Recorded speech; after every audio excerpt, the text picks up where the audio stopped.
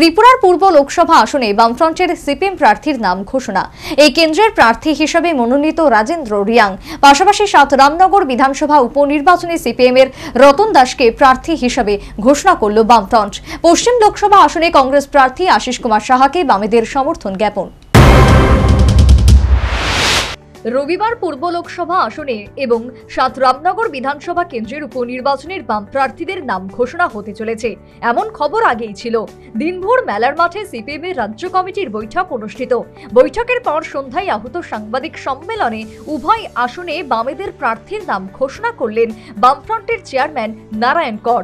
পূর্ব লোকসভা আসনে বামফ্রন্টের প্রার্থী হিসেবে সিপিএম এর রাজেন্দ্র রিয়াং এর নাম ঘোষণা করা হলো।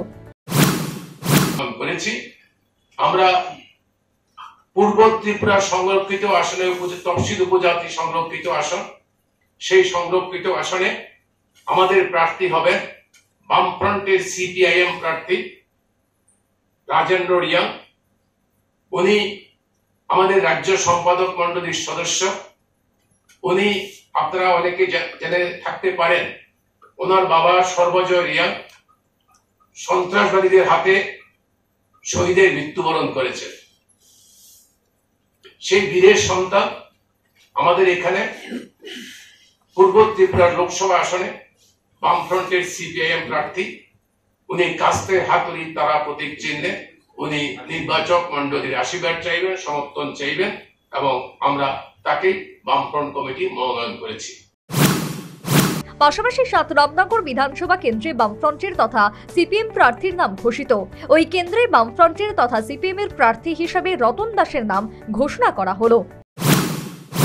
এই শূন্য আসনে রামনগর বিধানসভা রামনগরে ত্রিপুরা বিধানসভার যে শূন্য আসন, সেই শূন্য আসনে বামফ্রন্টের সিপিআইএম প্রার্থী হবেন কমরেড রতন দাস।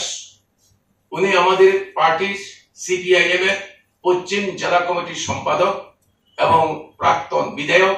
এই নির্দিষ্ট রামনগর বিধানসভা কেন্দ্র থেকে উনি নির্বাচিত হয়েছেন।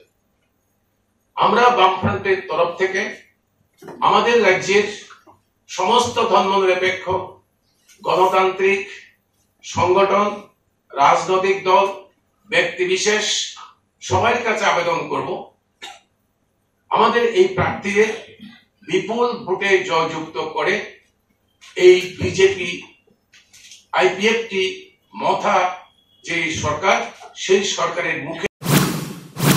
যেহেতু রাজ্যে ইন্ডিয়া জোট কার্যকর, তাই পশ্চিম লোকসভা আসনে বামফ্রন্ট কোনো প্রার্থী দেয়নি বা নাম ঘোষণা করেনি। শুধু পূর্ব লোকসভা আসনেই নয়, পশ্চিম লোকসভা আসনেও কংগ্রেস প্রার্থীর জয়ের সমর্থনে বামফ্রন্ট ও কংগ্রেস যৌথভাবে লড়াই করবে বলেই জানালেন সিপিএম রাজ্য সম্পাদক জিতেন্দ্র চৌধুরী। পশ্চিম ত্রিপুরা আসনে এখানে ভারতীয় জাতীয় কংগ্রেস ইতিমধ্যেই তাদের প্রার্থীর নাম ঘোষণা করেছেন। শ্রীযুক্ত আশিস কুমার সাহার নাম।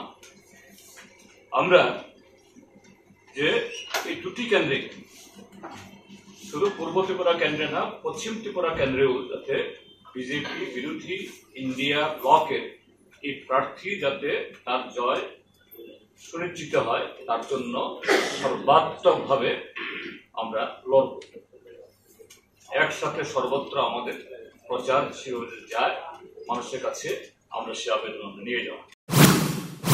উল্লেখ্য, 2023 বিধানসভা নির্বাচনেও কিন্তু বামফ্রন্ট এবং কংগ্রেস জোটবদ্ধ হয়ে লড়াই করেছিল। 2024 লোকসভা ভোটেও এবার বাম এবং কংগ্রেসের সেই একই মিতালির ছবি। আসন্ন লোকসভা ভোটে রাজ্যে বাম কংগ্রেসের এই জোট কতটা সফল রূপ নেয়, সেটাই এখন লক্ষণীয় বিষয়। Bureau report, news vanguard.